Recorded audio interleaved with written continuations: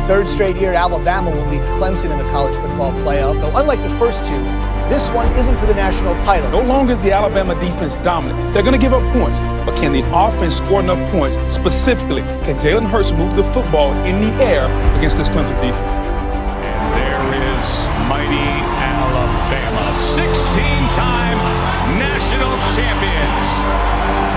The fourth year of the college football playoff, and we haven't had one without them.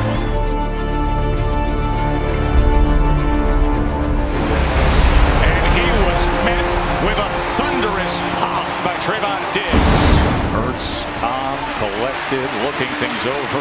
Farrell to the end zone. Touchdown, Calvin Ridley.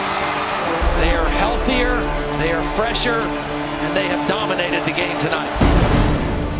But then it becomes the question of, can Kirby Smart do what really hardly any Nick Saban assistants have been able to do? Find a way to beat that guy.